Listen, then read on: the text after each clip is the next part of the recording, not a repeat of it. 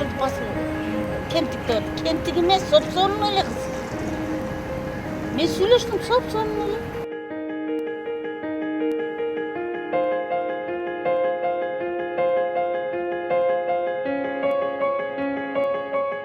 Только айтып атам, жазылганды билбейт. Жазганды билбейт.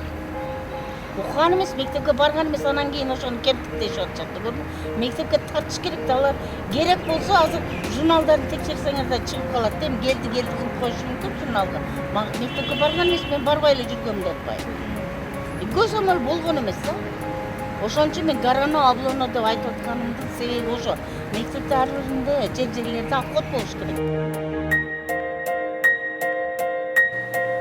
Biz bunu bilganimiz 19 yanvar kuni, 18 kuni o'sha nimaga FAPga borib qolib, o'shanga ko'ringani borib, o'sha yerda anan o'sha ayım nima qilib o'sha xabar berdi.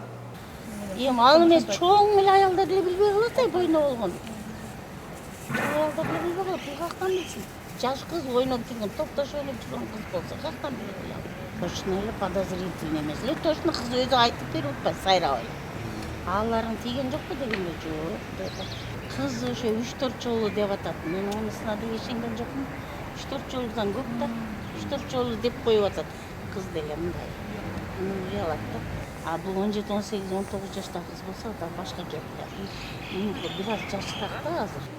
Territoriyadagi mektepler kırgız mektep bo'lgani uchun O'zbek mektebi deb biz mektepga kelganda bu qiz o'qigan. Akalari o'quvni bitib 9-klassni bitib, endi 21 yashar, 19 yashar o'zlari tirikchilikni ishlab yurishgan ular. 5 bir tug'ilgan. Ikkita akasi, ikkita ukasi bor. O'shunday kichkina psixический nimalar, средний haligi nimadagi psixический nimasi bor edi. Mektepga kelib ketib yurgan, biroq qizda bunday nima yo'q. Yaxshi o'rta bog'iga o'qigan qiz, biroq maktabga kelib ketib yurgan qizda normalliklar. Чогулуштарга катышабы, бир туугандары же атасы? Atasi kelib chug'urishga qatnashib yurgan. Ota-onalar chug'urishiga mana klass yetakchisi da aytadi. Maktabga ham kelib o'sha nima qilib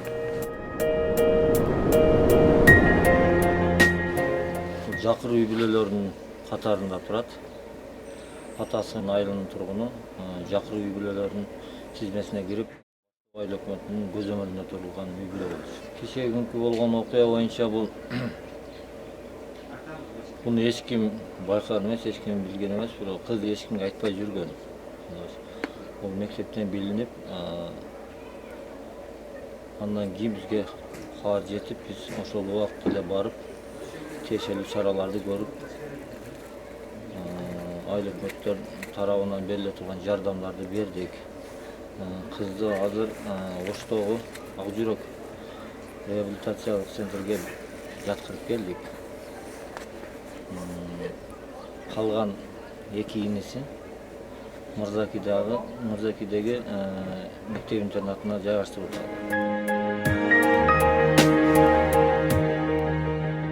Жоошмонун сабактардан калбай кетчү, анан бирөөлөр менен көп сырдашпаган. Жоошмонун кызы эле да. Буга чейин биз андай-мындайсын байкаган эмес экенбиз да. Байкалган да эмес. Себеби өзү жоошмонун толугураак келген кызы. Үйүнө барганбыз, бир 3 күн калып калганынан барганбыз да. Барганда ошо мындай кийимге жетиш албай үстүнө кийгени, биз окугон менен кыздар сүйлөшүп, ошо бутуна кичине үстүнө кичине кийим берген. Биз ошондон баштап келип. Эми ал кыздыкын азыр обследование жүрүп атат. Аны врачтардын азыр көзөмөлүнө койдук. Ошо жанагы эле мен айткандай, ушундай бир оорулуу бала төрөлүп калбасын деп, биз ошого мындай астына алып атабыз. Ошол кыз менен сүйлөштүм. Ал тактап айтып берип атат, кимден, эмнеден, кайсы убакта качан болгон. Акыл эси жайында. Таптаза, жапжакшынакай. Биздин коомдо эгер билим берип койсо, ушу иштеп кете ала турган эле үй бүлө мүчөлөрүнө. Өзүңүздөргө белгилүү болгондой, үстүбүздөгү жылдын 20 январь күнү милициянын аймактык тескөөчүсү менен жаш өспүрүмдөрдүн иштешүү инспектору ошол үймө кыдырып жүргөн учурда иш чара жүрүшүндө ошол Өзөн шаарынын 14 жаштагы боюнда болуп калгандыгы аныкталган. Бул боюнча шектүү катары өзүнүн атасы кармалып ошол күнү убактылуу кармоочу жайга киргизилген. Тиешелүү экспертиза дайындалды. Бул кыз ошол апасы 2013-жылы оорудан каза болуп калгандан кийин 2 жыл мурда атасы аты кырсыкка кабылып, башынан жаракат алып, психикалык жактан жабыркап калган. Экинчи группада майып катары жүргөн. Өзүнүн 2 иниси менен ошол атасы менен төртөө бирге жашашкан. Ошондой окуя болгонго чейин ошол жерде жергиликтүү бийлик өкүлдөрүнүн, бул жерде туугандарынын, ошол жердеги коргоо органдарын тиешелүү кызматкерлер бүгүнкү күндө кызмат иликтөө жүрүп жатат. Ошондой эле кызга азыр жардам көрсөтүү максатында психологдор дароосуна, медицина кызматкерлерine, социалдык тармак кызматкерлерине өткөрүп берилген. Ошондой эле бул бир туугандарынын анын тагдыры кандай болушу боюнча Өзгөн райондук администрациясынын алдындагы балдар боюнча комиссиялар алып жатат.